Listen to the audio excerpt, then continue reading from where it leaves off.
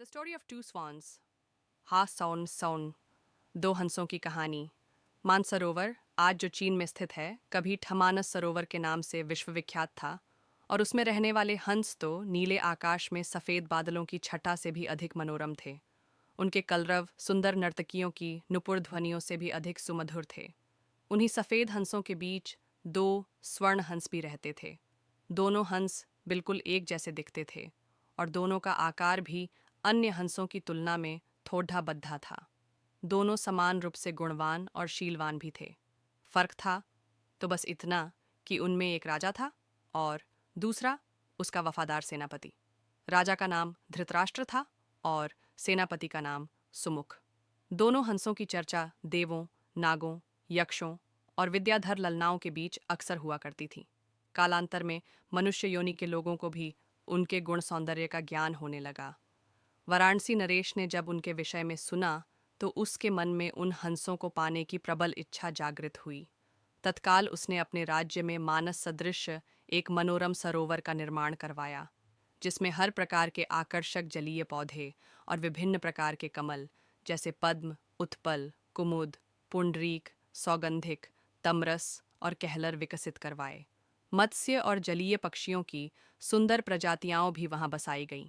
साथ ही राजा ने वहां बसने वाले सभी पक्षियों की पूर्ण सुरक्षा की भी घोषणा करवाई, जिससे दूर दूर से आने वाले पंछी स्वच्छंद भाव से वहां विचरण करने लगे।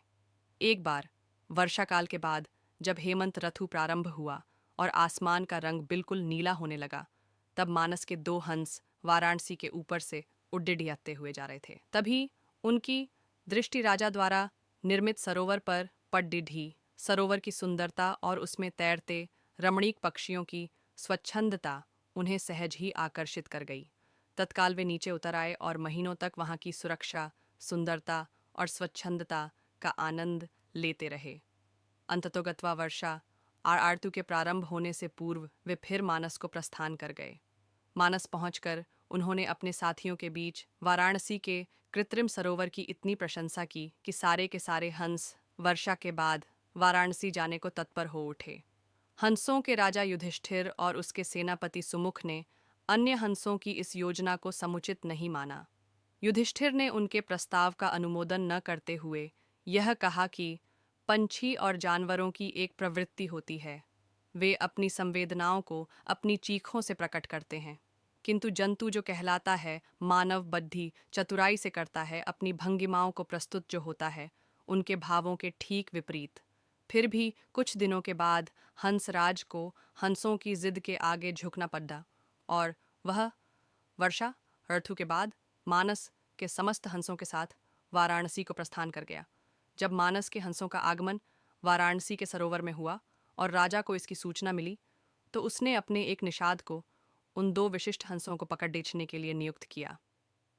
एक दिन युधिष्ठिर जब सरोवर की तट पर स्वच्छंद भ्रमण कर रहा था, तभी उसके पैर निषाद द्वारा बिछाए गए जाल पर पड़े।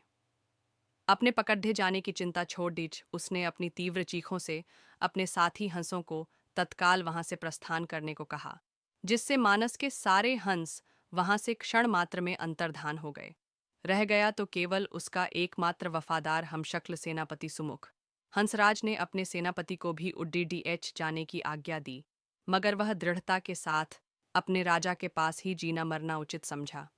निषाद जब उन हंसों के करीब पहुंचा तो वह आश्चर्यचकित रह गया, क्योंकि पकद्धा तो उसने एक ही हंस था, फिर भी दूसरा उसके सामने निर्भीक खद्धा था।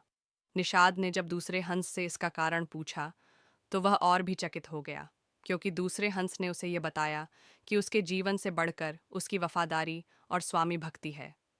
एक पक्षी के मुख से ऐसी बात सुनकर निषाद का हृदय परिवर्तन हो गया। वह एक मानव था, किंतु मानव धर्म के लिए वफादार नहीं था। उसने हिंसा का मार्ग अपनाया था और प्राणातिपात से अपना जीवन निर्वाह करता था। शीघ्र ही उस निषाद ने अपनी जागृत मानवता के प्रभाव में आकर दोनों ही हंसों को मुक्त कर दिया।